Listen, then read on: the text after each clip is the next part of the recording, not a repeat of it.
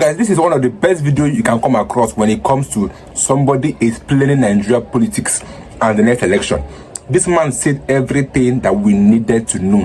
ADC coalition, P2B, to be careful of ADC, and many more things he said in this video. Just watch this video and let me get your views in the comment section. First of all is that politicians see this as a game. So it's important that we look beyond appearance. These politicians are, you can call them Machiavellian octopuses. They think ahead. It's possible that there are powers behind this kind of game, maybe to lure some people into the PDP. And let's say, for example, if some people are lured into the PDP and where you have some Wike, you still have Makinde, and then eventually, some people who are lured into that place may be denied, even that being the candidate. And if it goes to Makinde, some people will believe he's merely a placeholder for President Tinubu. So I am not really looking at it in terms of, now the PDP has to be reinvigorated because he's zoning this thing to the south. And by the way, when you say the South, is also a gimmick. Because what we have had since 1999 has been a relay race between the Northwest and the Southwest, apart from the Jonathan's interregnum. So I'm still watching how it is unfolding. And what we need to do is to look beyond the headlines. For example, if Damaguni is there, who is he beholden to politically? And what is the game plan? You have to think of possible scenarios beyond what is happening that they have just said we are zoning to the south. Yes, you may zone to the south, but the whole essence may be that the powers that be, the President Tinubu, whatever you may think of, remains a master in this game, that is part of his own calculations. So we have to, many people are not enthused. We are still watching to see how things are unfolding and what the ultimate game plan may be. I can hear the, what I call it, suspicion in your tone. Yeah. You are still very suspicious of all of these decisions. You don't see it as every other person perhaps sees it. Oh, that it's been zoned to the south, let's move on. And you mentioned one key figure. That's the national chairman of the PDP. And a lot of people have raised concerns about his relationship with the FCT minister. I imagine that is where you're going. Do you still suspect that the FCT minister is still big in the play when it comes to this current PDP decision that we just saw being made yesterday? Well, there are three groupings, if you like. We can call them factions now. We have three major groupings within the PDP.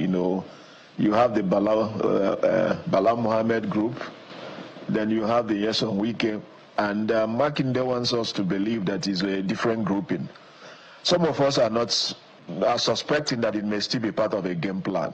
I may be wrong, but you learn in political analysis when you do what we call political behavior, not to take appearance. There's a lot of decoy. People don't want to be predicted.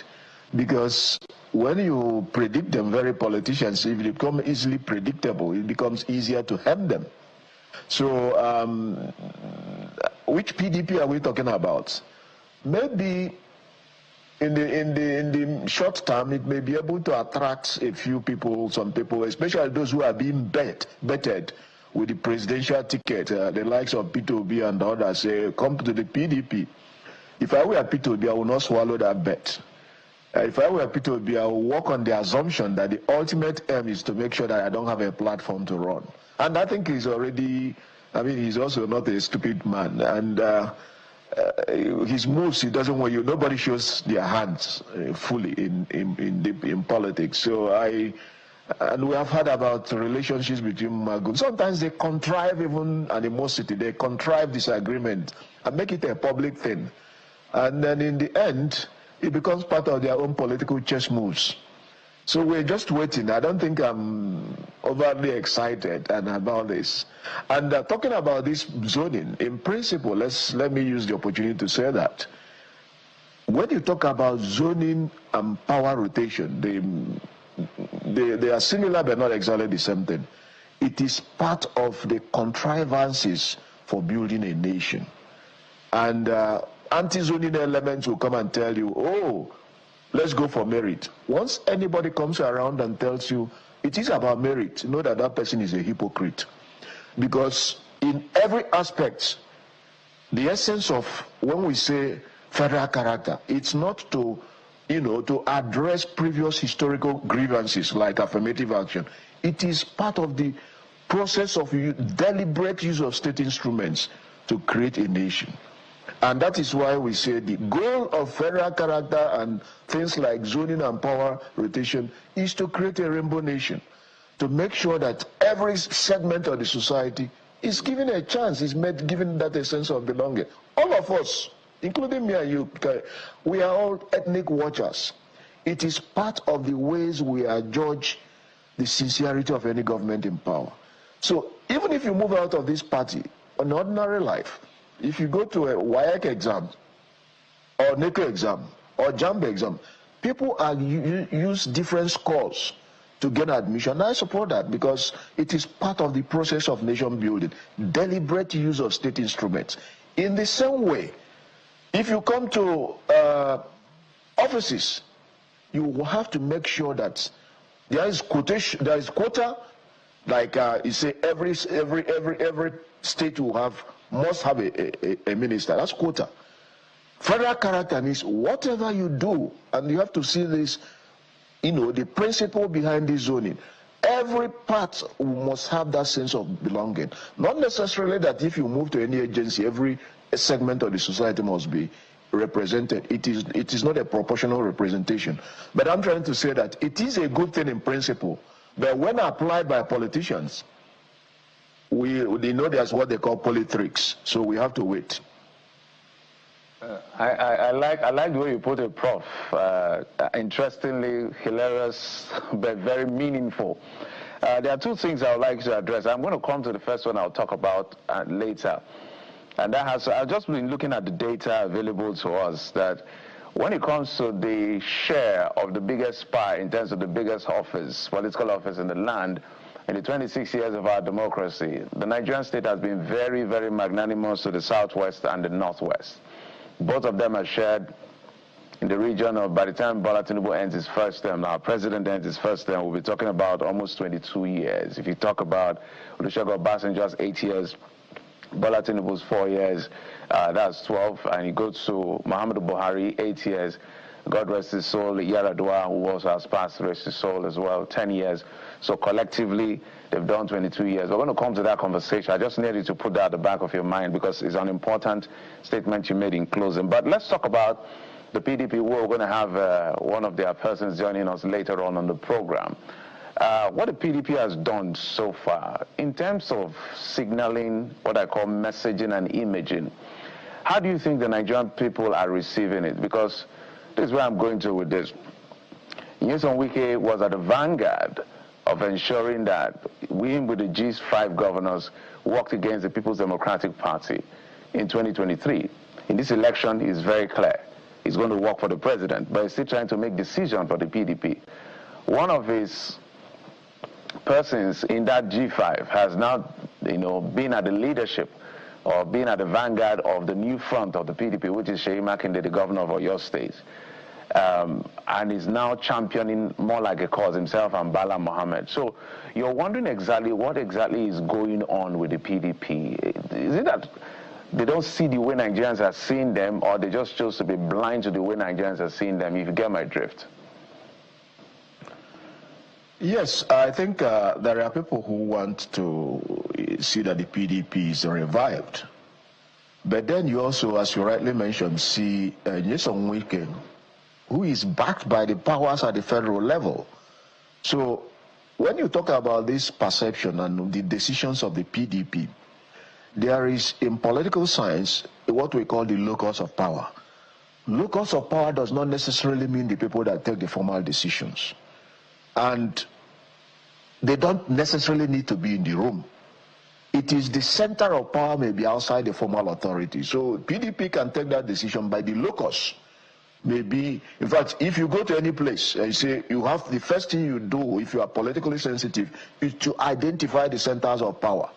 so that the SA to a particular, to the president, may be more powerful than ministers. And you see it, for example, under Obasanjo, that Senator Oba was said to be more powerful than the ministers, and governors who are going to use him to get access to the president. So this is the way I want to look at what decision is being. Who is the masquerade behind all the decisions? Because we have seen what seems to be deliberate attempt to weaken the opposition parties. And when I say deliberate attempt, all of them could have done the same thing anyway. The presidency is not likely to go and strengthen the opposition. You can't give your opponent the ammunition to shoot you. No, it doesn't happen. But we have seen that this seems to be an attempt. So the people on the other side are also playing hide and seek. They don't want to be predicted.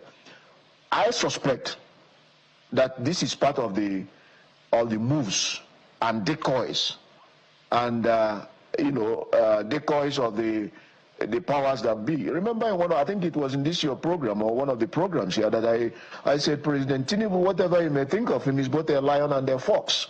So you don't fight him frontally. You use you don't use him. You have to find a strategy that will make him not be able to predict you. And that's what if I were one of the politicians that are trying to bet, because I think this was an attempt either to bet some people to come into their fold, I'll be suspicious. I'll be suspicious. In other words, if Peter Obi were to be watching right now, would you advise him to accept this bait, as you put it? Because it's been zoned to the south, and it doesn't look like ADC will work for him at this point. Let me tell you that all these politicians, including Peter Obi, they have their options A, B, C, D. Atiku resigned from the ADC, from PDP, has not joined the ADC. Because they all know Peter Obi has not formally joined. And some people say, oh, tell us where you stand. I say, this might be his own strategy. I can tell you, if Atiku decides now to join the ADC, don't be surprised that he may lose. Somebody might be propped up and he will lose the nomination, and that means he has been completely neutralized. I wouldn't want to advise Peter Obi. He has his own advisors, and he's not a political fool. In the end, he has to take his own decisions. But if I were him, I'll be extremely suspicious. And just like I have to know that this is a fox, somebody who is, he will not demur in terms of using any kind of strategy to neutralize an opponent. And he's also cunning, which means his moves, A plus 1 plus 1, projected on this political space, I will not want to take it to be true. I will look beyond the figures. So it's up to him to know what his own political strategies are telling him and what this move. But I believe that once any announcement is made, they create scenarios. You do scenario mapping. Does this presidency mean this? Are they planning to do this? In the end, like any chess game, you take a position, and sometimes, quite often, it may work. Sometimes it may work, sometimes it may not work. But we don't know. But in all this, there's also what we call the fog of war. We are one variable that you did not anticipate in your own analysis. You did not factor in your own analysis will come to become a game changer. So what I believe will happen is that in the next couple of months, it will become clearer what informed this decision for the PDP to say they are zoning this thing. And let me also make one position clear. I believe the relay race between the Southwest and Northwest is not good for our nation building. In the same way, the activists for zoning and power rotation, when they return to their state, they tell you that zoning does not exist. Again, you see the hypocrisy. If you're from Benue State, you can say they will tell you now politics is a game of number. To Abia State, to some of these states. And it is not also going to be a conversation only about the major ethnic groups. The man from a small group should also have should know that he is included. He or she is part of this conversation. And that ultimately, from the logwood, as they say, to the White House, that I have a potential of, irrespective of the size of my ethnic group, to move from here to become something very important at the national level. So for now, we have constricted the conversation to, right now it is a relay race. And it's not good. As I say, it's condemnable. If you really want to build a nation, you cannot call anybody and say patriotism. Patriotism simply means there is a particular power configuration which you want me to support. And if I'm already not comfortable with the underlying power configuration on which this political superstructure is built, and you're asking me to come and support you and be patriotic, at that point some would then say, oh, patriotism is the last refuge, of somebody who is, you can say, I don't want to use certain words. But if we really want to build a nation, and I believe unless we get the nation building right, every solution you throw into the myriad of our problems will end up becoming part of the problem. Quite an interesting perspective. You've already touched on it. And since we're talking strategy, because I try to do calculations a lot. If Bola Tinubu, the president, wins second term, that will be 8 plus 8, that will be 16 for the Southwest in 26 or 20-something years.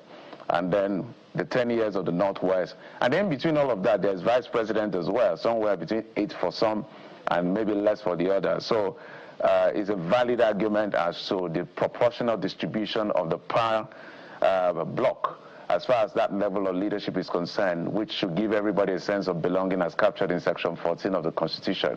But as you say, we'll continue to look at this space. But let's look at strategy that you talked about and what you think the opposition can do.